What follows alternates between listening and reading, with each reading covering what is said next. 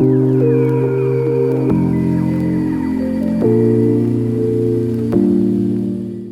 नमो भगवते वासुदेवाय। ओम नमो भगवते वासुदेवाय। ओम नमो भगवते वासुदेवाय। ओम नमो भगवते वासुदेवाय। ओम नमो भगवते वासुदेवाय। ओके, हम लोग कर रहे हैं सेकंड चैप्टर 44th वर्स। बीच में मैंने कर लिए थे कुछ श्लोक फिरोजपुर में, सो हम 44th वर्स से कंटिन्यू कर रहे हैं। दूसरा अध्याय 44th कैसे कहेंगे? 44वां श्लोक। ओके। भोगैश्वर्ये प्रसक्तानां भोगैश्वर्ये प्रसक्तानां तया अपहृतचेतसां व्यवसायत्मिका बुद्धि समाधौ न विधीयते।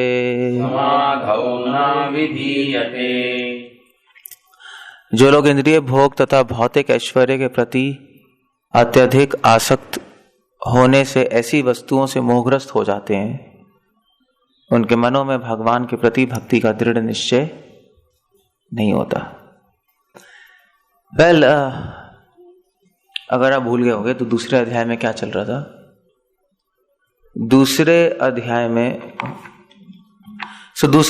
क्या चल रहा था? दूसरे अध्याय में भगवान ने अर्जुन को आत्मज्ञान दिया, नहीं? सबसे पहले, क्योंकि अर्जुन शोक कर रहा था, और ऑफ कोर्स शोक करने वाले को कुछ भी चीज समझ नहीं आ सकती। जो शोक में मग्न है, शास्त्रों में लिखा है, जो शोक में मग्न है उसको कभी भी एडवाइस मत करो, उसको समझ ही नहीं आया कुछ। इसलिए भगवान ने पहले सोचा कि अर्जुन का शोक हटाना है, उसके बाद मैं डिसीजन दूंगा कि लड़ना है या नहीं लड़ना, तभी तो समझ आएगा उसको। तो शोक हटाने के लिए भगवान ने पहले आत्मज्ञान दिया। और प्रभुपाद पपट में लिख रहे हैं कि आत्मज्ञान भगवान ने क्यों दिया? आत्मज्ञान मतलब ज्ञान योग, कि भी आत्मा क्या है, परमात्मा क्या है, और इसको कहते हैं आत्मज्ञान, विवेक। और क्यों दिया? क्योंकि जिससे आत्मज्ञान योग से धीरे धीरे किस में पहुंच जाए? कर्म योग तक। अब समझने का फायदा ही क्या? मैं आत्मा हूं, परमात्मा क्या? अगर सेवा नहीं करे तो कर्मयोग भगवान गीता में बुद्धि योग लिख रहे हैं, पीछे के चैप्टर्स में, अभी यहां पे नहीं है। कर्मयोग तक लाने के लिए भगवान ने आत्मज्ञान दिया। और फिर भगवान ने कर्मयोग एक्सप्लेन कर रहे हैं। यहां पे भगवान कर्मयोग एक्सप्लेन कर रहे हैं, और कृष्णा कर्मयोग के बारे में कह रहे हैं कि कर्मयोग जब कोई व्यक्ति करता है, जैसे उदाहरण के लिए पिछले श्लोकों में भगवान कह रहे हैं कि अल्पज्ञानी मनुष्य वेदों के अलंकारिक शब्दों के प्रति अत्यधिक आसक्त हो जाता है, तो स्वर्ग की प्राप्ति, अच्छे जन्म, शक्ति इत्यादि के विविध सकाम कर्मों करने से संस्तुति करते हैं। पिछले 2 श्लोकों में प्रभुपाद मतलब भगवान कह रहे हैं। कर्मयोग की बात आती है तो भगवान ने बहुत सारी चीजें बात की। भगवान की सेवा की बात आती है तो लोग सेवा करते हैं मगर फलों से आसक्त हो जाते हैं, नहीं? मतलब शांति से, सुख से। कई लोग सेवा करने आते हैं भगवान की और स्वर्ग में फंस जाते हैं। और अब भगवान यहां पे समझा रहे हैं कि भगवान की सेवा में सबसे बड़ी रुकावट है इंद्रिय भोग। कॉन्टेक्स्ट सेवा का चल रहा है, ये समझना पड़ेगा। मतलब अगर आप बिना कर्मयोग मतलब सेवा, समझ गए ना? वो तो मैं बता चुका हूं, कर्मयोग चल रहा है। अब अगर आप बिना कॉन्टेक्स्ट जाने आप सिर्फ ये श्लोक पढ़ोगे तो कुछ भी समझ नहीं आएगा। तो लगेगा हाँ भाई, जो लोग इंद्रिय भोग भौतिक ऐश्वर्य के प्रति अत्यधिक आसक्त होने से ऐसी वस्तुओं से मोहग्रस्त हो जाते हैं, उनके मन भगवान के प्रति भक्ति में दृढ़ निश्चय नहीं हो पाते। कर्मयोग मतलब सेवा, सेवा मतलब भक्ति, दैट्स ऑल। तो जब कॉन्टेक्स्ट चल रहा है तो हमें कॉन्टेक्स्ट में श्लोक इंटरप्रेट करना पड़ेगा, नहीं? जैसे मैं उस दिन आपके सेमिनार में नहीं कह रहा था, जैसे अगर एक बच्चा का 1+1=2 है और एक बिजनेसमैन का 1+1=2 है, उन दोनों में बहुत फर्क है। बच्चा कह रहा है 1+1=2 है तो वो मैथ सीखना चाहता है, जब बिजनेसमैन कह रहा है 1 जमा 1 2 है तो वो पैसे गिन रहा है। 1 करोड़ प्लस 1 करोड़ 2 करोड़, नहीं, दोनों में फर्क है। तो अगर आप बिजनेसमैन के कॉन्टेक्स्ट में लोगे तो 1 जमा 1 2 बिल्कुल अलग चीज है। तो ये श्लोक कर्मियों के कॉन्टेक्स्ट में आ रहा है, सेवा के कॉन्टेक्स्ट में। इसलिए प्रभुपाद यहां पे लिख रहे हैं कि जो लोग, उनके मन भगवान के प्रति भक्ति में दृढ़ निश्चय नहीं होते, समाधौ, समाधि का मतलब लिख रहे हैं प्रभुपाद अपने श्लोक में यहां पर दृढ़ निश्चय, और तात्पर्य में लिख रहे हैं समाधि का मतलब। हम लोग सोचते हैं समाधि का मतलब क्या है कि आंख बंद करके हम बैठ के ओम बोल के और एक ही जगह बैठे रहे। गलत। प्रभुपाद लिख रहे हैं वैदिक शब्दकोश निरुक्ति के अनुसार सम्यक अधीयते अस्मिन् आत्मतत्व यथात्मयम्, ये समाधि है। देख लो तात्पर्य में क्या लिखा है। समाधि का अर्थ है स्थिर मन। तात्पर्य में तो प्रभुपाद यही लिख रहे हैं, समाधि का मन है स्थिर मन। जब मन आत्मा को समझने में स्थिर रहता है तो उसे समाधि कहते हैं। सिंपल सी बात है। सो भगवान कह रहे हैं कि भक्ति में स्थिर मन तब तक नहीं होगा, सेवा में मन स्थिर तब तक नहीं होगा जब तक इंद्रिय भोग और ऐश्वर्य के प्रति हम अत्यधिक आसक्त रहेंगे।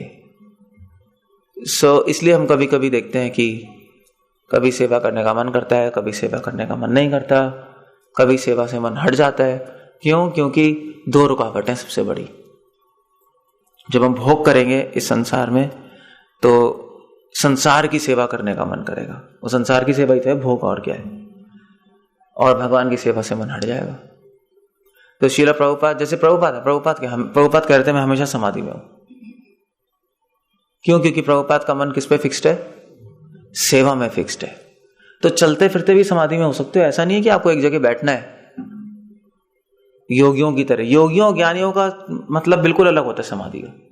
उनका मतलब होता है गुफा में जाके और ओम बैठ जाओ और आप शरीर से अलग हो जाओ। भक्ति में समाधि का मतलब बिल्कुल अलग है। भक्ति में समाधि का मतलब है कि बुद्धि और मन भगवान की सेवा में स्थिर हो जाना। मन सिर्फ एक ही चीज सोच रहा है कि मैं भगवान के लिए क्या करूं, बस। जब ये सिर्फ यही विचार है मन में तो इसका मतलब समाधि में। तो आप चल रहे हो, जाग रहे हो, जो भी। ऐसे प्रभुपाद सोच रहे थे। प्रभुपाद के मन में सिर्फ एक ही चीज थी कि भगवान का प्रचार पूरे संसार में कैसे बढ़े। सारी क्रियाएं उसी के लिए चल रही हैं। तो प्रभुपाद समाधि में, बस सिंपल। भोग ऐश्वर्य प्रसक्ताराम तया वृता चेतसाम। और फिर उसके बाद भगवान बोल रहे हैं त्रैगुण्य विषय वेदा निस्त्रैगुण भवार्जुन निर्द्वंदो नित्य सत्वस्थो निर्योग क्षेम आत्मवान। वेदों में मुख्यतः प्रकृति के 3 गुणों का वर्णन हुआ है। हे अर्जुन, इन तीनों गुणों से ऊपर उठो। अब प्रॉब्लम यह है कि जो भक्ति करते हैं ना, भक्ति में क्या है, जब हम सेवा कर रहे हैं तो भक्ति करने वाले वेद भी पढ़ते हैं। कुछ लोग वेद भी पढ़ते हैं ना, मतलब पहले तो वेद भी पढ़ते थे और वेदों से भक्ति समझते थे। मगर भगवान कह रहे हैं देखो भाई, प्रॉब्लम यह है कि वेदों में 3 गुणों की बात की हुई है। वेदों में जनरली स्वर की बात की हुई है। स्वर्ग, देवी देवताओं की उपासना करो, यज्ञ करो, स्वर की प्राप्ति करो। भगवान कह रहे हैं अर्जुन, इन 3 गुणों से ऊपर उठो। श्रील प्रभुपाद अपने पॉपट में लिख रहे हैं कि वेदों में जनरली कर्म कांड की बात की गई है शुरू में, ऐसा लगता है। और उसके बाद धीरे धीरे वेदांत दर्शन आता है। वेदों का अंत किसमें? वेदांत दर्शन में। तो वेदांत में क्या समझाया? वेदांत में समझाया है कि ब्रह्म जिज्ञासा करो, ये समझने की कोशिश करो कि भगवान कौन है। और फिर वेदांत के बाद आता है उपनिषद। और ये उपनिषद वेदों के अंश है। उसी प्रकार भगवत गीता पंचम वेद महाभारत का एक अंग है। महाभारत को पंचम वेद कहते हैं और महाभारत का भाग है गीता। कहने का मतलब है, भगवान कह रहे हैं त्रैगुण्य विषय वेदा। वेदों के शुरू के भाग में जनरली 3 गुणों की बात की गई, रजोगुण, तमोगुण, सतोगुण। कहने का मतलब है कि स्वर की प्राप्ति, स्वर का प्रलोभन दिया है।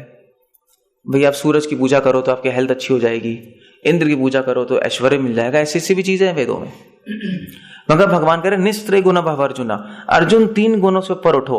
3 गुणों से ऊपर उठने का मतलब है कि भगवत गीता पढ़ो। तभी प्रभुपाद तात्पर्य में एक्सप्लेन कर रहे हैं भगवत गीता और उपनिषदों के बारे में। उपनिषद और भगवत गीता पढ़ो। क्योंकि उपनिषदों और भगवत गीता में 3 गुणों की चर्चा नहीं है, फल की चर्चा नहीं है, स्वर्ग की चर्चा नहीं है, कोई इच्छा पूरी करने की चर्चा नहीं है। उपनिषद और भगवत गीता में केवल यही दिया, अपनी सारी इच्छा छोड़ के भगवान की इच्छा को पूरी करो। इसलिए भगवान इस श्लोक में बता रहे हैं, सेवा जो भक्ति में वेदों का जो कर्म कांड सेक्शन है, शुरू का सेक्शन, वो भी रुकावट है। इसलिए हम लोग पढ़ते ही नहीं हो। हम लोग मतलब महाप्रभु के मूवमेंट में हम कौन सा पढ़ते हैं वेदों का पाठ, हम कौन से यज्ञ करते हैं, हम कौन सा वेदों का शुरू का पाठ पढ़ रहे हैं। महाप्रभु ने मना कर दिया, कोई जरूरत नहीं है। नहीं, महाप्रभु ने हमें बोला कि भगवद गीता पढ़ो, क्योंकि भगवद गीता किसका निचोड़ है? उपनिषदों का निचोड़ है। या तो उपनिषद पढ़ लो या भगवद गीता पढ़ लो। तो प्रभुपाद सीधा लिख रहे कि उपनिषद महाभारत का एक अंग है। मध्वा संप्रदाय में महाभारत पढ़ते हैं, मध्वा संप्रदाय में जाओगे ना, क्योंकि महाभारत को प्रभुपाद क्या लिख रहे हैं? पंचम वेद। इस तात्पर्य के आखिरी लाइन में लिख रहे हैं प्रभुपाद, पंचम वेद महाभारत का एक अंग है। महाभारत को पंचम वेद कहते हैं। पंचम वेद इसलिए कहते हैं क्योंकि सारे वेदों का निष्कर्ष किसमें? महाभारत में।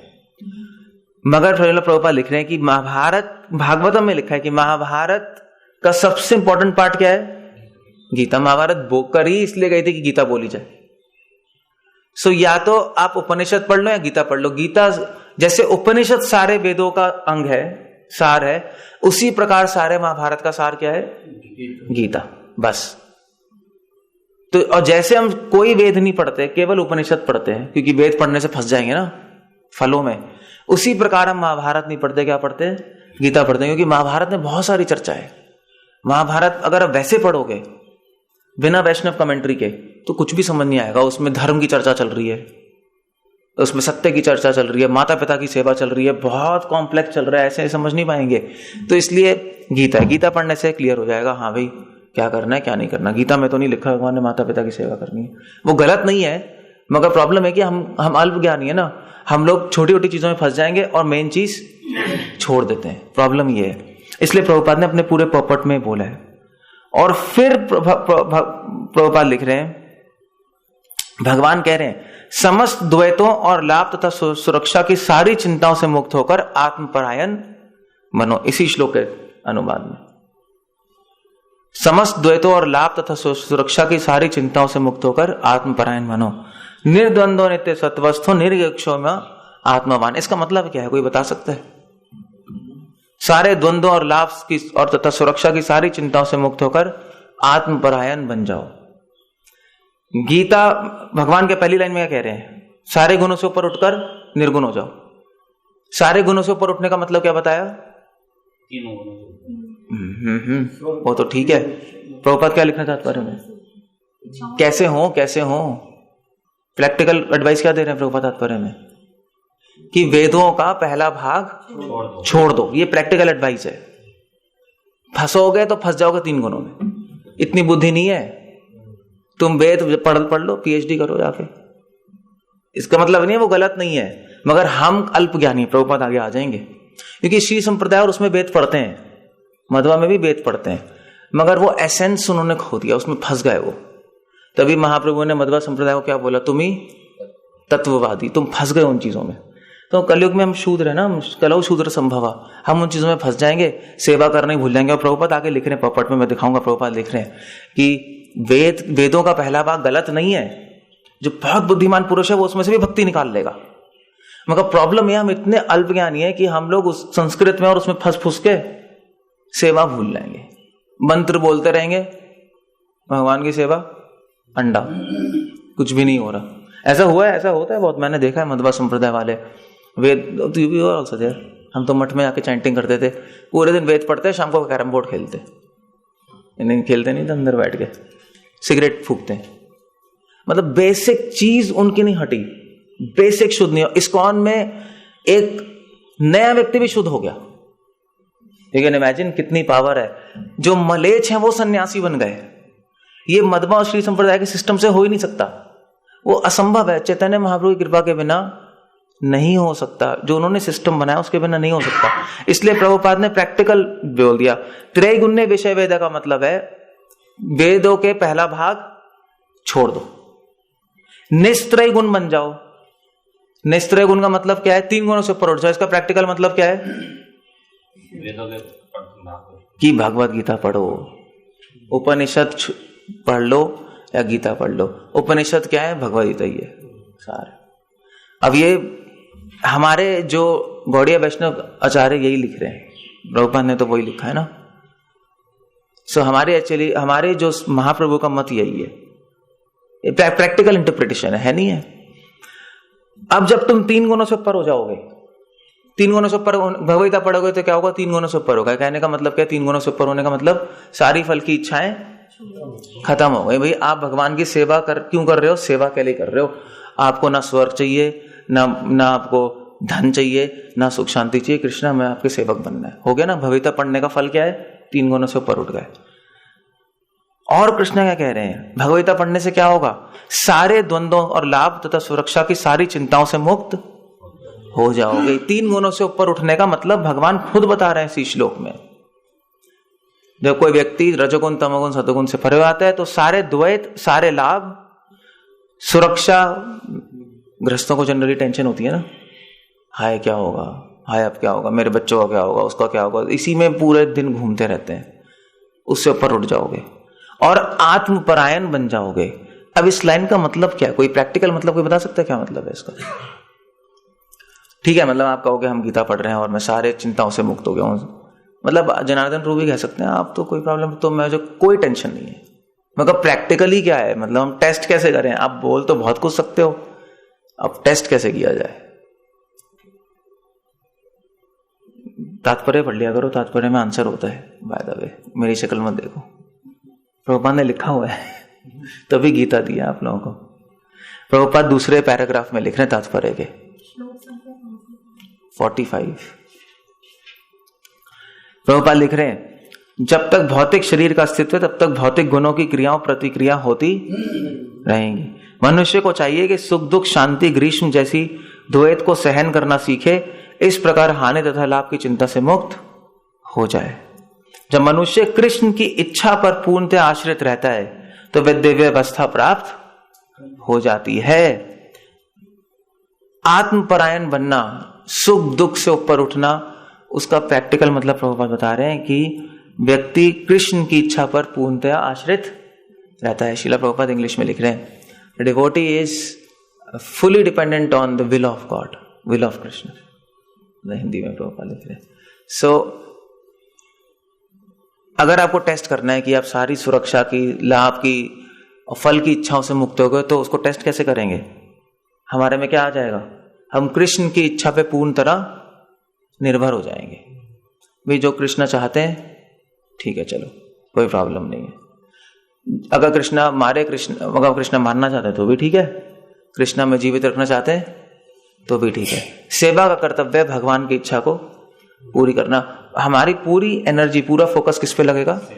सेवा पे। हम अपने मेंटेनेंस के बारे में ज्यादा नहीं सोचेंगे। ठीक है, थोड़ा बहुत तो सबको करना ही पड़ता है, ज्यादा टेंशन नहीं लो उस बात की। टेंशन नहीं लेनी चाहिए कि आगे क्या होगा, पैसे होंगे नहीं होंगे। श्रील प्रभुपाद ने टेंशन नहीं ली कभी।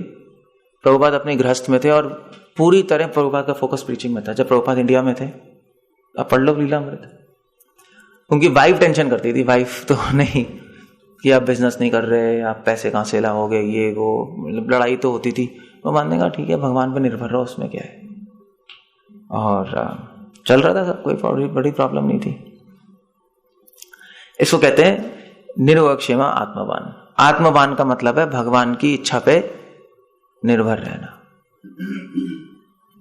ओके, अब भगवान एग्जाम्पल दे रहे हैं आगे कि निर्भर होने का मतलब क्या है। एग्जाम्पल दे रहे हैं, एक छोटे से कूप का सारा कार्य एक विशाल जलाशय से तुरंत पूरा हो जाता है। इसी तरह वेदों के आंतरिक तात्पर्य जानने वाले को उनके सारे प्रयोजन सिद्ध हो जाते हैं। भगवान अपने अगले श्लोक में बता रहे हैं कि देखो, एक छोटा अलग अलग कुएं से आप काम करो, वो अलग अलग कुएं से काम करने से अच्छा अब नदी पे चले जाओ, नदी पे कपड़े भी धुल जाएंगे, पानी भी पी सकते हो और नहा भी सकते हो। कुएं में नहीं कर सकते क्योंकि कुआं अशुद्ध हो जाता है। नहीं, एक कुएं से पानी पिएगा, उसमें नहाओगे, उसमें कपड़े धोना ना धोगे, वो तो गंदा हो जाएगा। इसलिए अलग अलग कुएं होते थे। भगवान का कुआं अलग होता था, मगर नदी में सारे काम हो जाएंगे क्योंकि नदी का पानी बह रहा है। इसलिए कह रहे हैं एक छोटे से कूप का सारा कार्य एक विशाल जलाशय से तुरंत। बंगाल में जाओगे, बंगाल में तालाब होते हैं, पुकुर होते नहीं होते बड़े बड़े, और तालाब में सब कर लेते हैं, वो हो जाता है सारा काम। इसलिए भगवान कह रहे हैं इसी प्रकार वेदों के आंतरिक तात्पर्य जानने वाले को उनके सारे प्रयोजन सिद्ध हो जाते हैं। वेदों का आंतरिक तात्पर्य क्या है? कृष्ण भक्ति। श्रील प्रभुपाद पॉपट में लिख रहे हैं आपने, कृष्ण भक्ति आंतरिक तात्पर्य है। अगर कोई सेवा में लगा है तो उसको वेद पढ़ने की कोई जरूरत है ही नहीं, क्योंकि वेदों का लक्ष्य क्या है? सेवा ही तो है ना। भगवान यहाँ पे समझा रहे हैं कि देखो भाई, वेदों का जो पहला भाग है जो मैंने तुम्हें पढ़ने के लिए मना किया है, जिसमें वेद कह रहे हैं स्वर्ग की प्राप्ति करो, फल की इच्छा करो, वो जो अल्प यानी उनको समझ नहीं आता। वैसे तो अगर तुम ध्यान से पढ़ोगे उन वेदों के भाग को भी, उसमें भी भक्ति है, गलत नहीं है, मगर तुम निकाल नहीं पाओगे। और अगर तुम भक्ति कर ही रहे हो तो पढ़ने की जरूरत क्या है? भैया तुमने जूस ही निकाल लिया अगर संतरे का, तो संतरे की जरूरत ही क्या है? हाँ, वैसे संतरे से जूस निकल जाएगा, अगर तुम्हें निकालना आता है तो निकाल लिया, तो क्या जरूरत है? प्रभुपाद अपने पॉपट में बहुत कुछ लिख रहे हैं। प्रभुपाद अपने पॉपट में लिख रहे हैं, आप देखो यहाँ पर, ये देखो यहाँ पर, ये दूसरे पैराग्राफ में, इसी के तात्पर्य, दूसरे तात्पर्य में, अतः मनुष्य को इतना बुद्धिमान तो होना चाहिए कि केवल अनुष्ठानों के प्रति आसक्त न रहकर वेदों के उद्देश्यों को समझे। देख रहे हो आप, वेदों में अनुष्ठानों के प्रति आसक्त न रहकर वेदों के उद्देश्य को समझे, मगर जनरली हम अनुष्ठानों के प्रति आसक्त हो जाएंगे। इसलिए चैतन्य महाप्रभु ने कहा छोड़ दो अनुष्ठानों को, तुम नहीं कर पाओगे, उसी में फंस जाओगे तुम लोग। आज यहां पे अगर हम यज्ञ करते हैं, आप स्वाहा स्वाहा उसी में फंस जाओगे, वो सेवा भूल जाओगे नहीं। अधिकाधिक इंद्रिय तृप्ति के लिए स्वर्ग लोक जाने की कामना ना करें। इस युग में सामान्य व्यक्ति के लिए न तो वैदिक अनुष्ठानों के समस्त विधि विधानों का पालन करना संभव है, दूसरी बात है वेदों के यज्ञ पूरी तरह आप कर नहीं सकते, पूरी तरह पॉसिबल भी नहीं है। अगर आप समझ भी गए यज्ञ से किसको संतुष्ट करना है, विष्णु को, तो मैं यज्ञ करूंगा, आप कर भी नहीं पाओगे, क्योंकि सारे विधि विधान पालन करना बहुत मुश्किल है, बहुत मुश्किल है। और न सारे वेदांत तथा उपनिषद का सर्वांग अध्ययन कर पाना सहज है। वेदांत भी नहीं पढ़ सकते आप, कलयुग में संभव नहीं है वेदांत पढ़ना। वेदांत पढ़ोगे तो गर्दन टूट जाएगी, समझे? नीचे गर्दन देख पढ़ते रहोगे, यहां दर्द हो जाएगा और कुछ नहीं होगा। पॉसिबल नहीं, एक दो के लिए पॉसिबल हो सकता है, जनरली पॉसिबल नहीं है। जनरली वेदांत पढ़ने वालों को मैंने देखा सेवा नहीं करते। कर सकते हो, गलत नहीं है, मगर उसके लिए टाइम भी तो चाहिए ना, टाइम भी चाहिए ना। प्रभुपाद लिख रहे हैं यहाँ पर, वेदों के उद्देश्य को संपन्न करने के लिए प्रचुर समय चाहिए, नहीं चाहिए? समय चाहिए। आपको संस्कृत पढ़नी पड़ेगी, संस्कृत सीखनी पड़ेगी, फिर वेदांत पढ़ोगे, वेदांत पढ़ने के लिए न्याय पढ़ोगे, बहुत मुश्किल है। फिर सारी फिलॉसफीज पढ़ोगे, फिर सब पढ़ने के बाद निष्कर्ष क्या आएगा? झाड़ू मारो मंदिर में। अब क्या करोगे आप उसके बाद? तो तब तक मर जाओगे। इसलिए चैतन्य महाप्रभु ने ज्यादा फोकस नहीं किया। हमारे आचार्यों ने लिखी है वेदांत पे कमेंट्री, मगर प्रभुपाद ने कहा मत करो, क्योंकि कलयुग में हम बहुत वैसे ही डिस्टर्ब्ड है ना, माइंड वैसे ही डिस्टर्ब्ड है, पूरी तरह काम क्रोध लोभ मोह हजार तो विचार आते जा रहे हैं। एक कोई कर सकता करे, मगर सेवा नहीं छोड़ सकते हम, नहीं, सेवा कॉम्प्रोमाइज नहीं होनी चाहिए। न प्रचुर समय, न शक्ति है, न ज्ञान है, न तथा साधन की आवश्यकता होती है। सब में भी नहीं है, शक्ति भी नहीं है, ज्ञान भी नहीं है करने का। इस युग में ऐसा कर पाना संभव नहीं है, इम्पॉसिबल है, वो संभव नहीं है, आप नहीं कर पाओगे। किंतु वैदिक संस्कृति का परम लक्ष्य भगवत नाम कीर्तन द्वारा प्राप्त हो सकता है। इसलिए महाप्रभु ने कहा नाम लो सीधा, जिसकी संस्तुति पतित आत्माओं के उद्धारक भगवान चैतन्य द्वारा की गई है। प्रभुपाद उदाहरण दे रहे हैं, जब चैतन्य महाप्रभु महान वैदिक पंडित प्रकाशानंद सरस्वती ने पूछा कि आप वेदांत दर्शन का अध्ययन न करके एक भावुक की भांति पवित्र नाम का कीर्तन क्यों करते रहते हैं, तो उन्होंने उत्तर दिया कि मेरे गुरु ने मुझे बड़ा मूर्ख समझकर भगवान कृष्ण के नाम का कीर्तन करने की आज्ञा दी है। मतलब महाप्रभु ने बोल दिया, इसका मतलब नहीं महाप्रभु मूर्ख थे, मगर महाप्रभु इस युग का धर्म स्थापित कर रहे थे कि यही है। अतः उन्होंने ऐसा किया और वह पागल की भांति भगवत उन्मत्त हो गए। इस कलयुग में अधिकांश जनता मूर्ख है, और वो जनता कौन है? वो हम ही है, साइड वाला नहीं है। हम अपने को सुपरमैन नहीं समझ सकते। सुपरमैन समझोगे तो कुछ भी नहीं होगा, भगवान की सेवा नहीं होती फिर उससे। मतलब भगवान की सेवा करना भी मुश्किल है ना, भगवान के लिए कुछ करोगे कलयुग में करना बहुत मुश्किल है। कुछ सुनने को भी तैयार नहीं है, सर्विस उसके लिए भी टाइम चाहिए, उसके लिए डेडिकेशन चाहिए। वेदांत दर्शन समझ पाने के लिए पर्याप्त शिक्षित हम नहीं है। वेदांत दर्शन के परम उद्देश्य की पूर्ति भगवान के पवित्र नाम का कीर्तन करने से होती है। इसीलिए भगवान का नाम लेने से और सेवा करने से कंप्लीट हो जाएगा। इसलिए भगवान ने उदाहरण दिया है कि जो बड़े जलाशय से होगा वो छोटे छोटे कुओं से पॉसिबल नहीं है। सो आपको किसी को वेदांत पढ़ना है तो पढ़ ले, मगर सेवा कॉम्प्रोमाइज ना करे। सेवा होनी चाहिए भगवान की, भगवान का मिशन आगे बढ़ना चाहिए, मिशन बढ़ना चाहिए। कभी भी मर सकते हो आप। अब मैं कल ही मैंने नेट पे देखा था, फिर उसके बाद संकीर्तन प्रभु का मैंने देखा। संकीर्तन प्रभु बहुत अच्छे डिवोटी थे, लोकनाथ महाराज के डिसाइपल। उनको सन्यासी मिलने वाला था अगले महीने, उनको कैंसर हो गया, मर गए, he left his body. So time का है। अब आप बताओ, अगर आपकी डेथ आ गई 1 महीने में, तो आप चाटोगे वेदांत को? क्या करोगे? तो आपको पढ़ना है पढ़ो, मगर कुछ भगवान के लिए कर तो लो। क्योंकि भगवान जिसकी सेवा करोगे उससे आसक्ति होगी, पढ़ने से आसक्ति नहीं होती, सेवा करने से आसक्ति होती। नहीं, हमने माता पिता की सेवा की आसक्ति हो गई ना, या माता पिता बच्चे की सेवा करते हैं, आसक्ति होती है नहीं होती है नहीं? सो ज्यादा पढ़ने से आसक्ति नहीं होती है। आप ये नहीं कह सकते कि मदर फादर क्या कहेंगे, मैं अपने बच्चे की पीएचडी कर रहा हूं कि उसमें क्या मॉलिक्यूल्स है, क्या आसक्ति हो जाएगी? वो तो जब उसके लिए नींद छोड़ेंगे, छोड़ते नहीं छोड़ते हैं, उसके लिए 24 घंटे सोचेंगे कि इसको क्या चाहिए, उसका ध्यान रखेंगे, तब आसक्ति होती है। ऐसे कृष्ण के लिए, जब आप कृष्ण के लिए नींद छोड़ोगे, आप बोलोगे भी मैं कृष्ण के लिए क्या करूं, कृष्ण की इच्छाओं का ध्यान रखोगे, है नहीं, उनके लिए मेहनत करोगे, तब आसक्ति हो जाएगी। इसलिए प्रभुपाद ने बार बार बोला है कि डू समथिंग फॉर कृष्णा, कुछ करो भगवान के लिए। और प्रभुपाद ने तो बहुत हाई सेट गोल्स किए थे। नहीं, प्रभुपाद ने संकीर्तन प्रभु तो संकीर्तन प्रभु तो चाइना में प्रीचिंग कर रहे थे ना। चाइना में प्रीचिंग करना बहुत मुश्किल है। प्रभुपाद ने बोला है कि भगवान ने भी बोला है कि जो इस्लामिक वर्ल्ड में प्रीचिंग करेगा उसके चरणों की धूली में अपने सर पे लूंगा। मुस्लिमों को प्रीचिंग करना बहुत मुश्किल है। ओके, प्रभुपाद हमें क्या मरवाना चाहते हैं क्या? प्रभुपाद को पता है जितनी सेवा में आप मुश्किलें सहोगे उतनी जल्दी अटैच हो जाओगे भगवान से। मुश्किलें आएंगी तो भगवान की शरण लोगे ना, अपने आप सरेंडर करोगे। खाली बैठे बैठे शरण लेने की नीड ही नहीं लगेगी आपको, नहीं लगती ना नीड। अब क्या आप खाली बैठोगे, क्या आप वेदांत पढ़ते पढ़ते सो जाओगे, फिर उठोगे फिर सो जाओगे? भगवान का आश्रय लेने की नीड, जरूरत नहीं। जब मुश्किल आती है ना तब निकलेगी चीख अंदर से, हे कृष्णा बचाओ भाई, मैं घिर गया हूं मुस्लिमों से, अब क्या करूं, और तो मारने आ गए। अब वहां पे अगर आप प्रीचिंग करोगे वेदों की तो मरोगे आप। सऊदी अरेबिया में आप नहीं कर सकते हिंदू धर्म का प्रचार।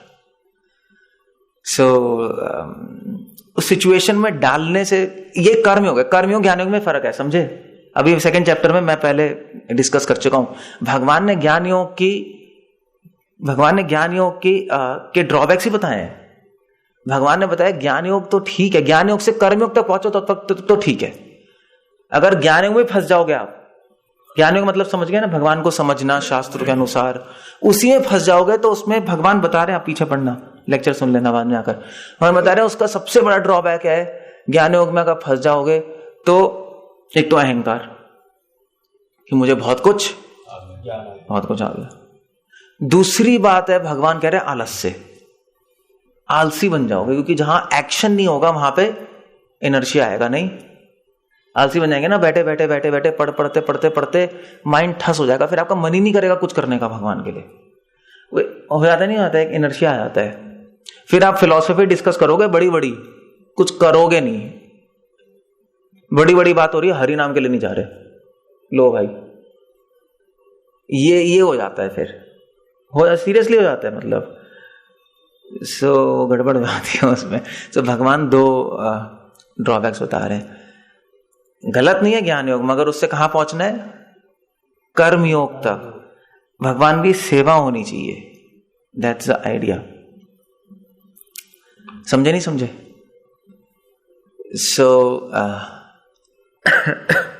अगर सेवा ज्ञान के साथ हो तो सोने पे सुहागा है, नहीं है? नहीं, अगर आप पढ़ भी सकते हो, सेवा भी कर रहे हो, तो वो तो बहुत ही अच्छा है। मगर अगर चूज करना है आपको ज्ञान योग और सेवा में, तो क्या चूज करोगे? तो सेवा कर लो, एटलीस्ट वो तो हो गई।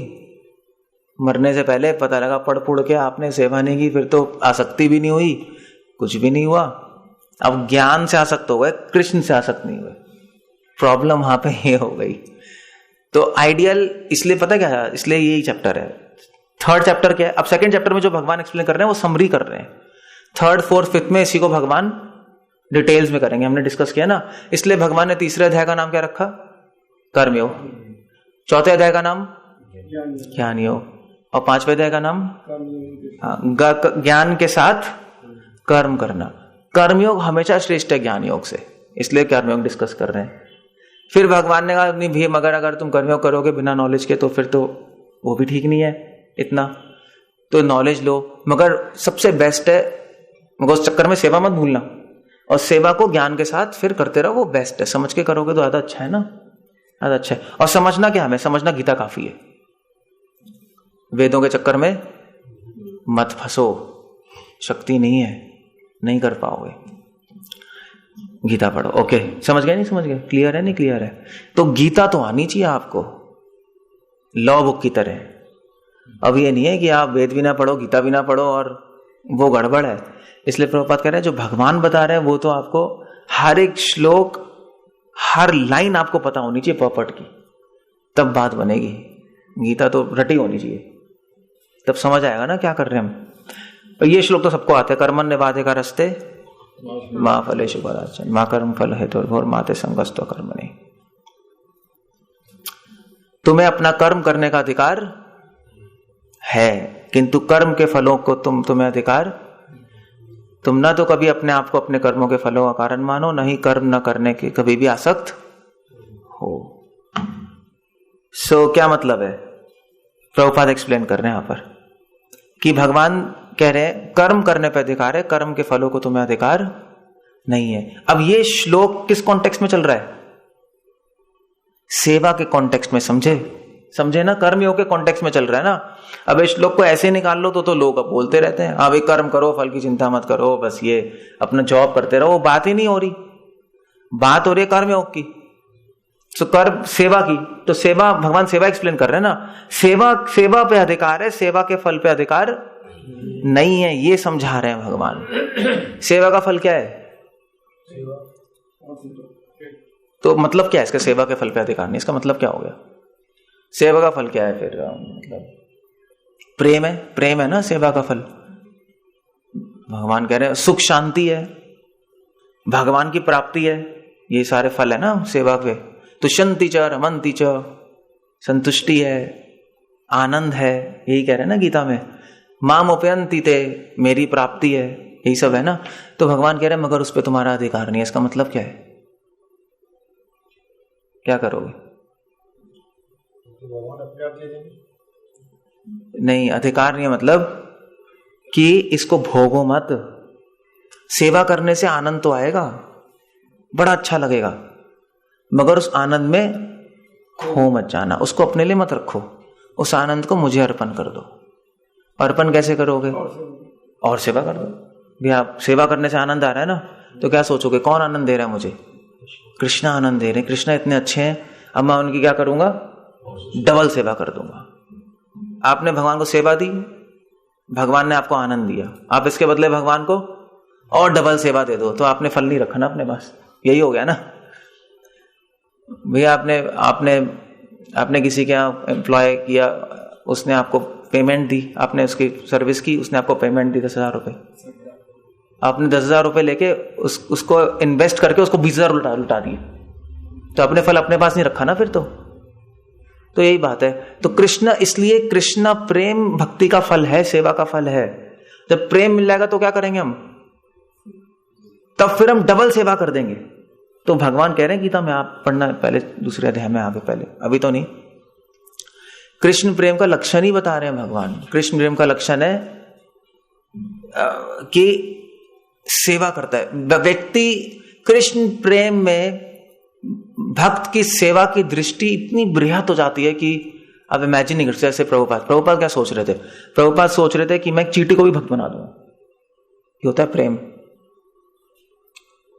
हम क्या सोचते हैं कि बड़बड़गंज में प्रीचिंग कर देंगे, बस काफी है, हमारा दायरा इतना ही है। क्योंकि हमें प्रेम नहीं है ना भगवान से। प्रभुपाद को प्रेम है। प्रेम में व्यक्ति वो तो सोच रहे हैं पूरे ब्रह्मांड को मैं भक्त बना दूंगा। उनकी थिंकिंग ही अलग चल रही है। जैसे हम पढ़ रहे थे वो राज ऋषि का, प्रभुपाद अपने डिवोटीज को बोलते थे कि पूरे संसार में मेरी बुक डिस्ट्रीब्यूट कर दो, पूरे विश्व में सेंटर खोल दो। प्रभुपाद प्रेम में व्यक्ति बड़ा बड़ा सोचता है नहीं सोचता है। जैसे बिजनेस थोड़ी बढ़ा रहे जैसे ऐसे सोचता है नहीं, जैसे वैसे जो जिसका प्रेमी होता है तो कहता है नहीं कि मैं तुम्हारे लिए तारे भी तोड़ के ले आऊंगा। अब वो तारे का तोड़ के ला रहा है, वो इंडिया गेट में बेंच पे बैठा है, उससे कह रहा है तेरे तारे तोड़ के ले आऊंगा। पागल है क्या? मगर वो प्रेम है। प्रेम में व्यक्ति बहुत बड़ा सोचने लगता है, अपने आप सोचने लगेगा। यही कहते हैं ना, तेरे लिए महल बना दूंगा, पूरी दुनिया का धन ले आऊंगा। तो वो अरे यार, इसको प्रेम का लक्षण नहीं है। समझ गए? नहीं समझ गए?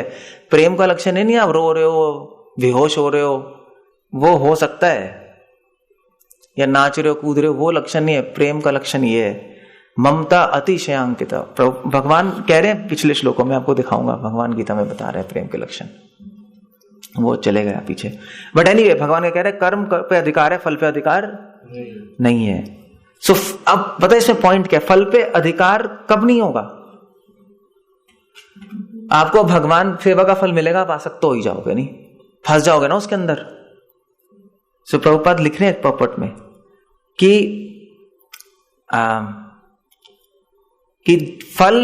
फल से आसक्ति तभी हटेगी जब हम किससे आसक्त होंगे? जब भगवान की सेवा से आसक्त होंगे, वरना फंस जाओगे आप, वरना फंस जाओगे। इसलिए भगवान कह रहे कर्म पे अधिकार है। अधिकार का एक और मतलब क्या होता है? आसक्ति। आसक्ति हुआ ना भाई, तुम्हारा इस चीज पे अधिकार है, तुम अपने पास रखो, संभाल के रखना। आसक्त हो गए ना। सेवा से आसक्त हो, सेवा के फल से आसक्त मत हो, ये समझा रहे हैं। अधिकार का मतलब आसक्ति। इसलिए प्रभुपाद आसक्ति की ही बात कर रहे हैं पॉपट में। कर्म के फल के प्रति आसक्त रहने वाला भी कर्म का कारण होता है। कर्म के फलों से आसक्त। अधिकार का मतलब समझे अब क्या हुआ? आसक्ति हुआ। अधिकार का मतलब ये अभी आपको समझ नहीं आ रहा था, नहीं? आसक्ति है अधिकार का मतलब। सेवा से आसक्त होना बहुत बहुत अच्छा है। सेवा से आसक्त हुए बिना आप सेवा के फलों में फंस जाओ, समझे? और संगस्त्वा कर्मणि, और अकर्म से कभी आसक्त मत हो। सेवा ना करने से कभी भी आसक्त, सेवा से कभी भी दूर मत भागो। सेवा करो भगवान की। कुछ ना कुछ श्रील प्रभुपाद लिख रहे हैं, अकर्म तो पापमय है, अतः कर्तव्य के रूप में युद्ध करना ही अर्जुन के लिए मुक्ति का एकमात्र कल्याण मार्ग था। इस 7 पारे की आखिरी लाइन में प्रभुपाद लिख रहे हैं, समझे? सो हमें किससे आसक्त होना है? सेवा से। अब श्रील प्रभुपाद हमने लेटर्स में लिखा है। प्रभुपाद एक्चुअली एक माता जी थी, उन्होंने प्रभुपाद को लेटर लिखा कि प्रभुपाद मैं तो पूरे दिन टाइपराइटिंग करती रहती हूँ। टाइपराइटिंग, प्रभुपाद की बुक्स की टाइपराइटिंग उस दिन तो कंप्यूटर नहीं थे ना, कंप्यूटर से करते थे। तो प्रभुपाद मैं तो ज्यादा कुछ पढ़ नहीं पाती। तो प्रभुपाद ने उनको लिख के भेजा कि देखो, तुम टाइपराइटर से आसक्त हो जाओ, तुम टाइपराइटिंग से आसक्त हो जाओ, कोई प्रॉब्लम नहीं है, क्योंकि तुम्हारी क्या है? सेवा है। इसलिए भगवान अर्जुन को कह रहे हैं कि तुम युद्ध करो अर्जुन, तुम्हें युद्ध पूरे मन से करना चाहिए। तुम युद्ध से आसक्त हो, यही कह रहे हैं ना अल्टीमेटली। युद्ध करो अच्छी तरह, ये मेरी सेवा है, मन लगा के करो पूरी तरह। तुम प्रभुपाद ने कहा तुम टाइपराइटिंग, तुम कोई प्रॉब्लम नहीं, तुम पूरे मन लगा के करो, वो तुम्हारी सेवा है। क्योंकि भगवान की सेवा और भगवान में कोई अंतर होता ही नहीं। सो भगवान एक्चुअली यहां पर ना ये थोड़ा सा भगवद्गीता इसलिए थोड़ी डिफरेंट है। भव्यता में भगवान ने बिल्कुल ही चेंज कर दिया, क्योंकि भगवान के आने से पहले लोग सोचते थे, जैसे अर्जुन सोच रहा था कि भी वेदांत पढ़ो, वेद पढ़ो, यज्ञ करो। भगवान ने बिल्कुल उसको उल्टा कर दिया। भगवान ने भक्ति की स्थापना कर दी, और भक्ति में जनरली चीजें उल्टी हो जाती है। नहीं, भगवान ने कहा एक्शन करो, अब खाली मत बैठे रहो, अकर्मणी सेवा से जी मत चुराओ। भगवान ये कह रहे, अर्जुन जी चुरा रहा है ना सेवा से, युद्ध से। यही है ना युद्ध, उसकी सेवा है ना। अभी मैंने कहा सेवा से जी मत चुराओ, सेवा करो। इसलिए प्रभुपाद जी ने भी सेवा करने को बोला। भक्ति सिद्धांता भी अपने मठ में पढ़ने ज्यादा अलाउ नहीं करते थे। वो तो क्या चैंटिंग भी अलाउ नहीं करते थे ज्यादा। वो तो कहते चैंटिंग करना है कर लो, सेवा करो। उनका आइडिया था सेवा, क्योंकि सेवा भाव नहीं आएगा तो चैंटिंग भी अच्छी तरह नहीं हो पाएगी। इसलिए वो थे ना आपके भक्ति रक्षक श्रीधर महाराज, पहाड़गंज में उन्होंने मठ खोला था। तो बोलते थे कि भक्ति संध्या का किसी हाथ बुक्स देखते थे तो ले लेते थे उनसे, वेदांत और बहुत हाई फाई बुक्स जो पढ़ते थे ना लोग, आचार्यों की कह दे वापस अभी दिल्ली जाकर फंड कलेक्शन करो। तो वो दिल्ली आके फंड कलेक्शन मठ बनाने के लिए कभी राजस्थान जा रहे हैं, कभी जोधपुर जा रहे हैं, फंड कलेक्शन कर रहे हैं। क्यों करा रहे हैं वो ऐसा? हमेशा लोन में रख के चले आते थे मठ को। और वैसे श्रील प्रभुपाद ने भी सेम चीज की, मैं देख रहा था एक्चुअली सेम चीज। प्रभुपाद ने जो अपने प्रोजेक्ट्स किए हैं जितने भी, आप देखोगे प्रभुपाद, देखो प्रभुपाद अपना अकाउंट रखते थे और उनका अकाउंट अलग रखते थे। प्रभुपाद ने बीबीटी अकाउंट अलग रखा था। प्रभुपाद बीबीटी पता है ना, प्रभुपाद बुक्स। प्रभुपाद कहते थे देखो भाई तुम्हारा अकाउंट अलग है बीबीटी का, बुक डिस्ट्रीब्यूशन वालों का। प्रचारों को जो था, प्रचार जो करते थे, हर मंदिर का अकाउंट अलग था। तो प्रभुपाद कहते थे ठीक है, तुम्हें कोई किसी मंदिर को सपोज पैसे चाहिए प्रीचिंग के लिए, तो प्रभुपाद कहते थे ठीक है तो तुम मुझसे लोन ले लो। प्रभुपाद लोन देते थे, प्रभुपाद ये नहीं कहते थे कि मुझसे ले लो। अब किसकी संस्था है? सपोर्ट ले लो, प्रभुपाद की संस्था है। सेम एग्जैक्ट जो उनके गुरु ने किया उन्होंने किया है प्रभुपाद ने, एग्जैक्ट। प्रभुपाद ने कुछ चेंज नहीं किया, कुछ भी चेंज नहीं किया। उन्होंने सेवा पे फोकस किया, प्रभुपाद ने सेवा पे फोकस किया। प्रभुपाद ने कहा काम करो अभी जाके। वो लोन लगते थे बैंक से, प्रभुपाद लोन देते थे। फिर प्रभुपाद कहते थे तुम मुझे लोन वापस करो। और लोन वापस कैसे करोगे? तुम मेरी किताबें डिस्ट्रीब्यूट करो, उससे पैसे कमाओ और वो लोन वापस करना मुझे। और फिर जो बुक डिस्ट्रीब्यूशन, जो बुक प्रिंटिंग की थी, बीबीटी है बुक प्रिंटिंग, इस्कॉन की बुक प्रिंटिंग को बोलते हैं बीबीटी, भक्ति वेदांता बुक ट्रस्ट। तो जब वो आते थे कि प्रभुपाद आपकी बुक्स प्रिंट करनी, प्रभुपाद कहते हैं मुझसे लोन ले लो। अब कोई रिवोल्ट नहीं कर देगा, प्रभुपाद आपकी बुक प्रिंट कर रहे हैं यार, हमें लोन दे रहे हो। हाँ, मतलब नॉनसेंस है यार। तो प्रभुपाद की बहुत सारी वीडियोस हैं, प्रभुपाद लोन दे रहे हैं। कह रहे हैं एक्चुअली एक devotee, I think Gopal Krishna Nath से बात हो रही थी कि ठीक है तुम बीबीटी चला रहे हो, तुम्हें कितना लोन चाहिए? उन्होंने कहा प्रभुपाद 1 लाख रुपए चाहिए। उन्होंने कहा ठीक है 1 लाख रुपए कितने दिन में मुझे वापस करोगे पहले बताओ, तब मैं दे रहा हूँ। तो उन्होंने कहा नहीं प्रभुपाद हमारे पास अभी पैसे नहीं है, हम कैसे देंगे आपको? तो प्रभुपाद ने कहा नहीं मुझे 1 महीने में वापस चाहिए, चाहे जैसी करो। हाँ time frame. Prabhupada business, Prabhupada के हिसाब से कृष्णा कॉन्शियस बिजनेस था, सीरियसली बिजनेस था। प्रभुपाद बिजनेस की, क्योंकि प्रभुपाद ने कहा हम कृष्ण के लिए बिजनेस कर रहे हैं ना। अगर प्रभुपाद कहते तुम जो भी कुछ कर ले हो, वो भी करता रहे, तो आज मूवमेंट ही नहीं होता। 10 साल में नहीं हो सकता था, हाँ 100 साल में हो जाता, 10 साल में नहीं हो सकता था। जो प्रभुपाद ने 10 साल में खड़ा कर दिया, हिस्ट्री में किसी ने नहीं किया। बड़े बड़े संत आके चले गए, 10 साल में कोई नहीं कर पाया। मतलब मध्वाचार्य, रामानुचार्य भी नहीं कर पाए। अगर उनकी बात भी कर लो, पूरे जीवन लग गया उनको श्रीरंगम खड़ा करने में। मध्वा को पूरा जीवन लग गया उडुपी मठ खड़ा करने में। प्रभुपाद ने 10 साल में कर डाला पूरे विश्व में। मतलब इसलिए तो प्रभुपाद को कई लोग शक्ति वैश अवतार ही बोलते हैं। मतलब वो तो आते ही कहते हैं, प्रभुपाद को ऑर्डिनरी थोड़े हैं, इम्पॉसिबल है। ना भूतो ना भविष्यति, ना हुआ ना कभी होगा। मतलब चैतन्य प्रभु के सेनापति है ना प्रभुपाद। वो कैसे होना था? प्रभुपाद, ये सिस्टम नहीं होता, नहीं हो सकता था। तो प्रभुपाद ने बोला कितने में? तो गोपाल कृष्ण आने का प्रभुपाद 1 महीने में तो संभव ही नहीं है, हम कैसे देंगे? प्रभुपाद ने कुछ भी करो, तुम टेम्पल्स से वहां से बुक डिस्ट्रीब्यूट करवाओ, डोनेशंस कलेक्ट करो, मुझे अपने पैसे चाहिए, मेरे पैसे हैं। प्रभुपाद हमेशा कहते थे मेरे पैसे हैं।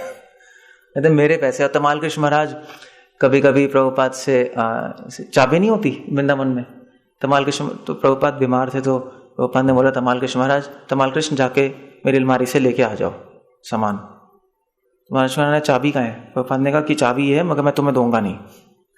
तो तमाल कृष्ण महाराज बोल रहे थे, अपने मन में सोच रहे थे कि बाद में बोल रहे थे कि प्रभुपाद तो हम पे विश्वास नहीं करते, हमने प्रभुपाद को सारा जीवन दे दिया, प्रभुपाद हम पे विश्वास नहीं कर रहे। मैंने कहा तुम लोगों को नहीं दूंगा मैं। प्रभुपाद खुद उठ के गए, चाबी निकाली। प्रभुपाद की अलमारी पता कैसी थी? प्रभुपाद ने चाबी से अलमारी खोली, फिर अलमारी में दूसरी चाबी से एक ड्रॉर खोला, फिर उस ड्रॉर में एक और चाबी थी वो निकाली, उससे लॉकर खोला। फिर उसके अंदर प्रभुपाद की चेकबुक थी, उनके अपने पैसे, और प्रभुपाद ने लोन दिया उससे और अंदर रखा। प्रभुपाद ने कहा मुझे 15 दिन में चाहिए वापस, मेरे पैसे हैं वो। So how do you think, मतलब व्हाट डू यू थिंक, मतलब प्रभुपाद क्यों कर रहे हैं ऐसा? प्रभुपाद क्या आ सकते हैं? अगर आप कहो नॉनसेंस है, तो अगर आप कहो अपने पैसे तो वो तो कोई पॉसिबल नहीं है। मतलब ऑफ कोर्स प्रभुपाद इसलिए कर रहे हैं क्योंकि प्रभुपाद को पता है कि अगर उनको रिस्पॉन्सिबिलिटी नहीं आएगी तो वो आगे वो सेवा से आसक्त नहीं होंगे। सेवा से आसक्त होना जरूरी है। अगर प्रभुपाद पैसे देते रहे तो काम चल रहा है, वो खुद कमाएंगे ना भगवान के लिए तब आसक्त। जिसके लिए कमाओगे ना उससे आसक्ति होती है, होती नहीं होती है? बच्चे बीवी के लिए कमाते हैं उससे आसक्त होते नहीं होते हैं? सेम प्रिंसिपल वहां लगेगा। और कुछ यही कर्मयोग है, कर्मयोग यही है बस। इसलिए भगवान ने कर्मयोग ज्ञान योग से ऊपर है। आप पढ़ते रहो वेदांत, कभी आसक्त नहीं होंगे, कभी आसक्त नहीं होने वाले, क्योंकि वेदांत पढ़ने का सारा रिजल्ट ही है सेवा करना है ना आपको, आसक्त हो जाओगे। तो प्रभुपाद ने उनको ऐसे इतना जकड़ दिया चीजों में कि उनको भगवान की सेवा करनी। अब नींद ही सो नहीं सकते, भी वापस करना पैसे, क्या करोगे? टाइम ही नहीं है। तो करते करते करते लोग आसक्त हो गए। आज सन्यासी है नहीं है, इतने बड़े शुद्ध भक्त हैं। उस टाइम तो पूरी इसका मतलब अध्यात्म के लिए बहुत हाई थे, नहीं तो हमारे तरफ से भाग जाते कि यार एक्चुअली हाई प्रभु हाई। एक्चुअली देखो उनके पॉइंट ये था कि वो प्रभुपाद ने बोला ऐसे देवा परा भक्तिर ऐसा देवे तथा, उनको पूरा विश्वास था प्रभुपाद की बात पे। अब वो बात है कि वो आचार्य थे तो उनकी बात पे विश्वास था, कई लोगों को विश्वास नहीं था प्रभुपाद को कई लोग छोड़ के भी गए हैं। 60% लोग छोड़ के गए प्रभुपाद को, ऐसी बात नहीं है, कई लोग छोड़ के गए। आई मीन टू से कई बड़े बड़े जो अपने को स्कॉलर समझ लेते सब छोड़ के चले गए प्रभुपाद को, नहीं टिके वो। कई लोग आए भी हैं। अब हम तो वो देख रहे हैं जो आए हैं, हम वो नहीं देख रहे ना जो गए हैं। हमने उनको तो नहीं देखा ना। जिन्होंने फेथ किया वो आगे बढ़ गए, जिन्होंने फेथ नहीं किया, जो अपने एजेंडा में पड़े रहे वो सब चले गए, वो भगवान से आसक्त हो ही नहीं पाए। सो अभी भी सेम चीज है। आप प्रभुपाद की बात पे विश्वास कर लो, आगे बढ़ जाओगे। विश्वास थोड़ा आदमी के होने से ना होने से कुछ नहीं होता। वो तो अब आप सही कह रहे हो, वो एडवांस थे तो वो उन्होंने विश्वास कर लिया। हम लोग एडवांस नहीं है तो हम विश्वास नहीं कर पा रहे। आप इस जीवन में कर लो, अगले जीवन में करो, करना तो यही पड़ेगा, मेहनत तो करनी पड़ेगी भगवान के लिए, वरना आप एडवांस नहीं कर, आप आसक्त हो गए नहीं, क्योंकि मैकेनिज्म तो यही है। तभी तुम क्लास कर रहे हैं कि हम सुन के समझ जाए ये चीजें और फिर भगवान की सेवा करना शुरू कर दें। और कुछ प्रभुपाद ने लिखा है, पता है प्रभुपाद ने अपने मैनिफेस्टो में लिखा है, जो एम्स नहीं है इस्कॉन के, वहां ने लिखा है कि लीडर्स को अपने डिसाइपल, अपने जो शिष्य हैं उनको चैलेंज में रखना चाहिए, हमेशा चैलेंज देना चाहिए। चैलेंज नहीं दोगे तो कुछ काम नहीं होगा, फिर वो आगे नहीं बढ़ पाएंगे, ना वो काम करेंगे ना वो आसक्त होंगे, खुद से रिस्पॉन्सिबिलिटी नहीं आएगी। इसलिए हमेशा कुछ ना कुछ चैलेंज होना चाहिए। अब वो लीडर क्रिएट करता है चैलेंज, जैसे प्रभुपाद ने क्रिएट कर दिया ना, लोन देना शुरू कर दिया। अब वो बात है कि प्रभुपाद ने पता है टेक्निक चली, प्रभुपाद को जो लोग छोड़ के जा रहे थे ना, प्रभुपाद ने उनके बारे में सोचा नहीं जाता। अब अगर आप सोचते रहो जो छोड़ के चला गया यार क्या, उसी में अटके रहोगे तो नहीं होगा। प्रभुपाद की स्पीड इतनी ज्यादा थी, प्रभुपाद जोड़ते गए लोगों को, उसमें से प्रभुपाद को पता था जाएंगे भी। प्रभुपाद ने खुद ने बोला है, मुझे आश्चर्य नहीं है कि मूवमेंट कोई छोड़ के जा रहा है, क्योंकि मुझे पता छोड़ के जाएंगे, यहाँ पे अपने आइडियाज होते हैं, मगर जो टिक जाएगा वो बहुत बड़ी बात हो जाएगी। सो कई लोग आए कई लोग जाए, कुछ लोग टिक गए। गिरिराज महाराज उन्होंने जूहू के लिए काम किया, मतलब वो तो जान पे हथेली हो गई ना। मतलब जूहू टेम्पल आपको पता ही कितना मुश्किल था, अब आज सन्यासी है, मतलब भगवान से आ सकते हैं। वो आचार्य हैं जितने भी इस्कॉन में अभी हैं 20 घंटे सेवा कर रहे हैं, रात में मंदिर, सुबह आए तो ठीक है, तो फाइन, तो ठीक है, कर रहे हैं, वो ट्रेंड है ना, प्रभुपाद ने उनको ट्रेनिंग ऐसी दी ना, इसलिए कर रहे हैं। हम लोग 1 दिन सेवा करते हैं जन्माष्टमी की, 10 दिन की, वो तो ठीक है, वो सब ट्रेंड है प्रभुपाद के द्वारा। ये सेम चीज वो गीता को प्रैक्टिकली फॉलो करके दिखा रहे हैं। हम तो पढ़ रहे हैं ना, सिर्फ हम तो अपने स्कॉलरलीनेस झाड़ रहे हैं ना, वो कर रहे हैं, करने से रिजल्ट आ जाएगा, काम खत्म यार, सिंपल हो गया। अब करोगे तो आ जाएगा। अब स्विमिंग की किताब पढ़ते रहोगे, स्विमिंग आ जाएगी, बिना किताब पढ़े भी आ जाएगी अगर कूद के हाथ पांव चलाने लगो, कोई बड़ी बात नहीं है। बट ऑफ कोर्स कुछ बेसिक्स भगवान ने दे दिया हमें गीता में, ये किताब काफी है, बस अब कुछ करो, समझे नहीं समझे। सेवा ना करने से आसक्त, सेवा से जी मत चुराओ। अर्जुन जी चुरा रहा है, मान युद्ध नहीं करूंगा, मैं जंगल में आके वेदांत पढ़ूंगा, वेद पढ़ूंगा। भगवान ने कहा स्टूपिड, सेवा का अवसर बार बार भी नहीं आता। बूढ़े आओगे, कुछ करना चाहोगे तो कर भी नहीं पाओगे, कर लो, क्यों नहीं, ठीक बात है, नहीं कर पाओगे। अब सोचोगे तब भी नहीं कर पाओगे, हजार झंझट है ना। इसलिए प्रभुपाद ने बार बार अपने डिसाइपल से कहा अभी यंग हो, प्रभुपाद बोलते थे अभी यंग हो, अभी अपनी शक्ति लगा दो भगवान में, अभी यंग हो ना, अपनी शक्ति इस्तेमाल कर लो, बहुत जल्दी आसक्त हो जाओगे। तभी तो कह रहे कुमारम आचरित प्रज्ञो, बचपन से करो, बचपन में शक्ति है भगवान में लग जाएगी, आसक्त हो जाओगे, काम खत्म हो गया। फिर बड़े हो गए, सब खत्म हो गया, समय शक्ति सब खत्म हो गया, क्या करोगे फिर? तो हाय पेट में दर्द हो गया, हाय पेट में दर्द, दवाई खाते रहोगे, क्या होगा फिर? So you have to do lot of things for Krishna. हे अर्जुन, जय तथा पराजय की समस्त आसक्ति त्याग कर समभाव से अपना कर्म करो, ऐसी समता योग। वैसे मोदी कहता था ना, ये नहीं, नेक्स्ट है योगा कर्मसु कौशलम, हो तो आगे आ रहा है। जय तथा पराजय की समस्त आसक्ति त्याग कर समभाव से अपना कर्म करो, ऐसी समता योग कहलाती है। कर्म कर, कर्म मतलब सेवा, यहां पे सेवा की बात चल रही है ना।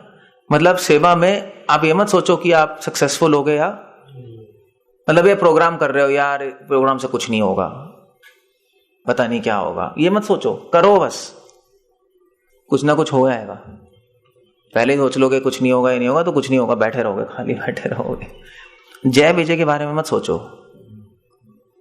ये सोचो कि मुझे करनी है सेवा। प्रभुपाद 30 साल करते नहीं थे, किया ना प्रभुपाद ने। अमेरिका जाने से पहले प्रभुपाद ने 30 साल प्रीचिंग की, कोई रिजल्ट नहीं, 0 रिजल्ट। आप पढ़ लो, एक डिसाइपल बना था, वो भी झांसी में, कौन थे वो, इंडियन, और वो भी प्रभुपाद से आर्ग्यू करता प्रभुपाद बना ही नहीं। मगर प्रभुपाद 30 साल, भगवान इसका मतलब ये नहीं कह रहे कि सेवा का, इसका मतलब ये नहीं सेवा का रिजल्ट नहीं आना चाहिए। प्रभुपाद ये भी पूछते थे कि रिजल्ट क्या है, अभी तुमने प्रीचिंग की रिजल्ट क्या है, प्रभुपाद पूछते थे हमेशा। रिजल्ट भी तो आना चाहिए, आप करते जा रहे हो रिजल्ट, मगर पॉइंट है जब रिजल्ट नहीं आए तो निरुत्साहित मत हो। इसलिए भगवान कह रहे हैं जय तथा पराजय की आसक्ति त्याग दो। ये नहीं कि जय विजय की, अर्जुन ऐसा नहीं कि अर्जुन पराजय होना चाहता है, अर्जुन विजय से तो आसक्त होना पड़ेगा, तभी तो जीतेगा। मुझे विजय चाहिए, है ना, हम प्रीचिंग कर रहे हैं, हमें लोग चाहिए, है नहीं चाहिए। मगर प्रॉब्लम यह है, आसक्ति में प्रॉब्लम है कि अगर विजय नहीं मिलती तो निरुत्साहित हो जाते हैं। हमें विजय किसके लिए चाहिए? अपने लिए नहीं चाहिए। इसलिए भगवान कह रहे हैं आसक्त मत हो, अपने लिए आसक्त मत हो। अपने लोगे तो निरुत्साहित हो जाओगे। करते रहो, बस करते रहो, कभी ना कभी रिजल्ट, भगवान जब चाहेंगे तब रिजल्ट आ जाएगा। नहीं, भगवान नहीं चाहेंगे तो आप करते रहोगे तब भी रिजल्ट नहीं आएगा। इसका मतलब हम करें नहीं, क्या करना? प्रिपरेशन है, प्रिपेयर हो रहे हो ना आप, फिर जब भगवान चाहेंगे आ जाएगा रिजल्ट, उसमें क्या है। सो इसलिए भगवान कह रहे हैं कि आसक्त मत हो, समभाव से अपना कर्म करो। समभाव मतलब कि पूरे स्थिर मन से, कि समभाव मतलब हर स्थिति में सेवा देखो, सेवा पे फोकस रहो, सेवा करते रहो। प्रभुपाद यहाँ पे लिख रहे हैं समभाव का मतलब, उसी को क्या कहते हैं? उसी को बोलते हैं योग, वो ही योग है। हे धनंजय, भक्ति के द्वारा समस्त घृत कर्मों से दूर रहो, उसी भाव से भगवान की शरण ग्रहण करो। जो व्यक्ति अपने सकाम कर्म फलों को भोगना चाहते हैं वे कृपण होते हैं। दूरे न हेवरम कर्म बुद्धि योगा धनंजय। अपनी बुद्धि से, गंदे कामों से, सेवा के वक्त गलत कामों से गलत काम होते नहीं होते हैं मंदिर में भी, सेवा करते हैं, फिर डोनेशंस आती है और फिर डोनेशंस को सब्जी बना के खा जाते हैं, पता भी नहीं लगता, पचा जाते हैं, ऐसा भी होता है। तो भगवान कह रहे हैं कि अपनी बुद्धि लगा के गलत कामों से दूर रहो। गलत काम क्या है यहाँ पर? गलत काम का मतलब क्या हुआ? गलत काम का मतलब क्या है यहाँ पर? गलत काम का मतलब है जो सेवा में रुकावटें हैं। मैंने बताया था ना, विकर्म क्या होता है? पाप वो हर चीज है जो कि सेवा में रुकावट है। उन गलत कामों से दूर रहो, अपनी बुद्धि लगाओ। सेवा के अनुकूल क्या है और प्रतिकूल क्या है? सेवा के अनुकूल प्रतिकूल किसको पता लगेगा? कैसे पता लगेगा सेवा के अनुकूल क्या प्रतिकूल क्या? मुझे बताना।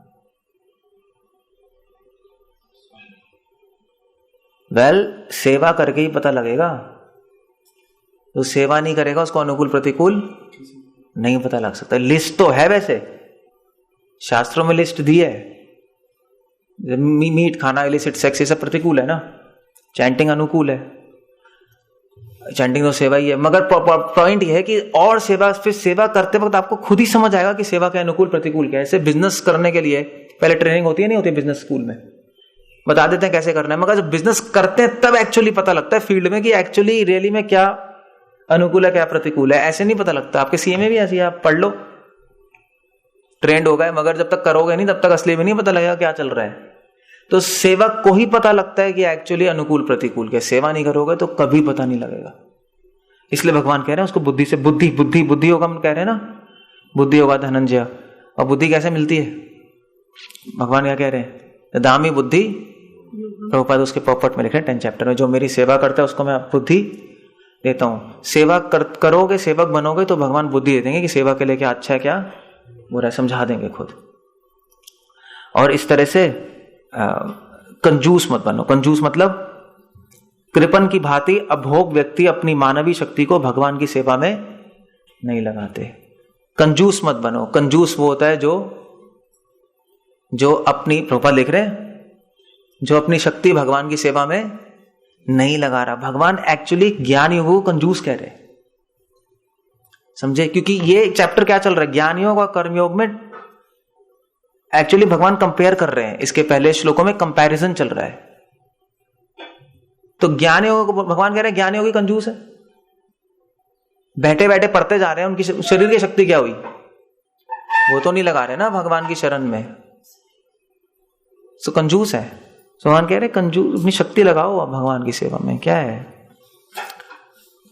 Okay, so well I just finish this. भक्ति में संलग्न मनुष्य जीवन में अच्छे तथा बुरे कार्यों से अपने को मुक्त कर लेता है।